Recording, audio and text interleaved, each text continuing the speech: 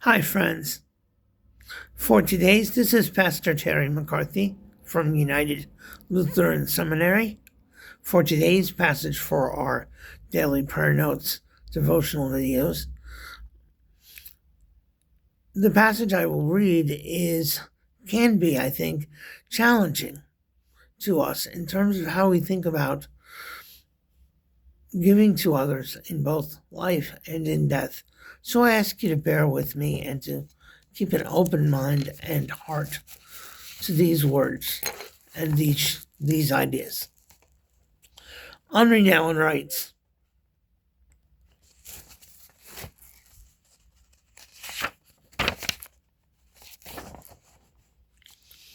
"Second, we are called to give ourselves not only in life, but in death as well. As the beloved children of God, we are called to make our death the greatest gift. Since it is true that we are broken so as to be given, then our final brokenness, which is death, is to become the means to our final gift of others, of self. How can that be true? It seems that death is the greatest enemy to be evaded for as long as possible. Dying isn't something we like to think about or talk about. Still, one of the very few things we can be sure of is that we will die. For the beloved sons and daughters of God, dying is the gateway to the complete existence of being, the beloved. For those who know they are chosen and blessed and broken to be given to others, dying is the way to becoming a pure gift. Still, as the beloved, I am called to trust that life is a preparation for death as a final act of giving.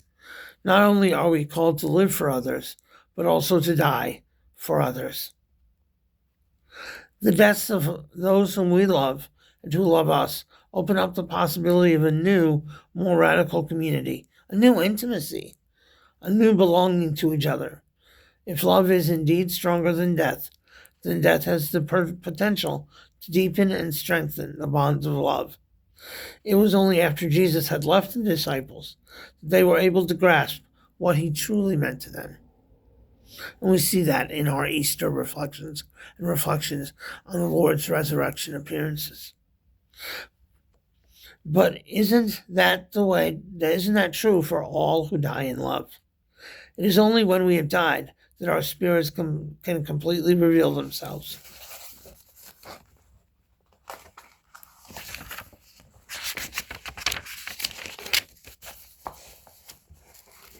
Each of our ability to love and give to others is limited by our many needs and wounds.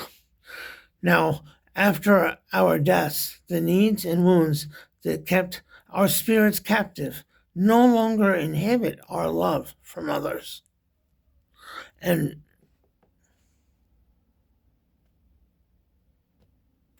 now they can be fully and freely given. And a new communion is formed and experienced by us all.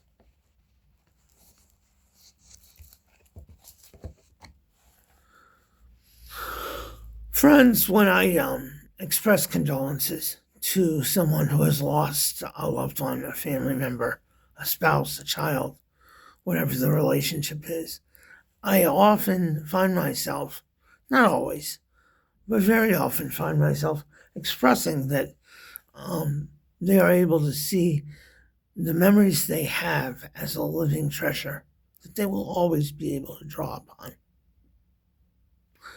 And let us pray together.